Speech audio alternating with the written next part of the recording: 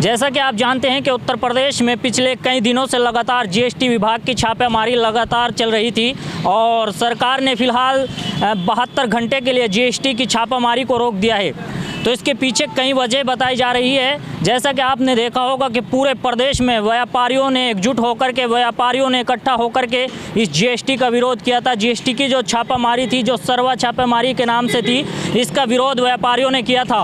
अगले महीने में नगर निगम के चुनाव होने हैं पूरे उत्तर प्रदेश में और ऐसे में व्यापारियों को बिल्कुल भी नाराज़ नहीं करना चाहती सरकार, व्यापारियों को बिल्कुल भी नाराज़ नहीं देखना चाहती है सरकार।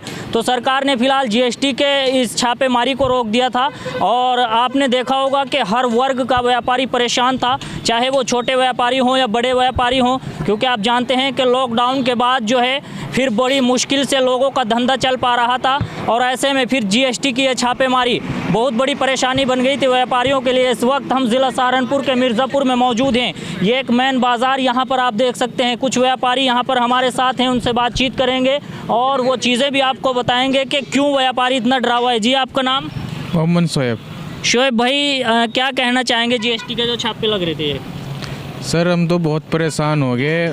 एक तो पहले से ही बहुत तंगी थी काम में और एक बस घर का ही काम चल रहा था, खाने पीने का रुझान चल रहा था और ये जो जीएसटी की वजह से दुकानें बंद करनी पड़ी 3-4 दिन और यहाँ तक कि बिल्कुल काम ख़राब हो गया। जो काम चल रहा था वो बिल्कुल ठप हो गया। एक तो पहले से ही लॉकडाउन की वजह से काम ख़राब हो गया था और लॉकडाउन में 3 महीने लगभग हम परेशान रहे, घर बैठे रहे और जो काम था वो भी ख़त्म हो गया था। फिर दोबारा से काम स्टार्टिंग करना पड़ा और फिर दोबारा से काम स्टार्टिंग करा तो अब आके ये छापे मार रहे। अब हम कहाँ से खाएंगे खाना खुना, मतलब कहाँ से कमाएंगे? भाई, जिस तरीके से बताया जा रहा है कि फ़िलहाल छापामारी 72 घंटे के लिए रोक दी सरकार ने, तो क्या कहना चाहेंगे कि आने वाले चुनाव की वजह से भी हो सकता है कि चुनाव में फ़ायदा मिले सरकार को? बिल्कुल, हम तो यही कहेंगे जी। जी जी जी, ये अपने फायदे के लिए कर रहे, जो भी कर रहे। तो एक बात और मैं यहाँ कहनी चाहूँगा कि ज़्यादा व्यापारी ऐसे हैं जो जीएसटी की प्रॉपर जानकारी नहीं रखते, जीएसटी के बारे में वो पूरी जानकारी उन्हें नहीं है, वो सभी दुकानदारों पे अप्लाई नहीं होती, सभी दुकानदारों के ऊपर वो कंडीशन लागू नहीं होती। उसके बारे में भी प्रॉपर जानकारी होना सभी व्यापारियों को आवश्यक है, सभी जानकारी होना ज़रूरी है। इस वक्त हमारे साथ व्यापारी हैं, मिर्ज़ापुर में मौजूद हैं।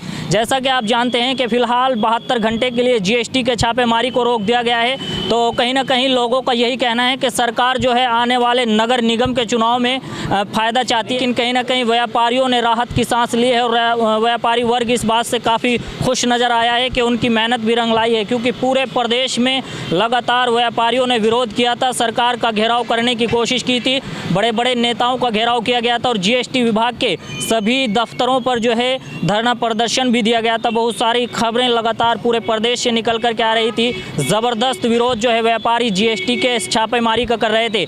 इस वक्त हम मिर्ज़ापुर में मौजूद हैं और बहुत बड़ी आबादी वाला ये गांव है, बहुत बड़ी आबादी यहाँ की है।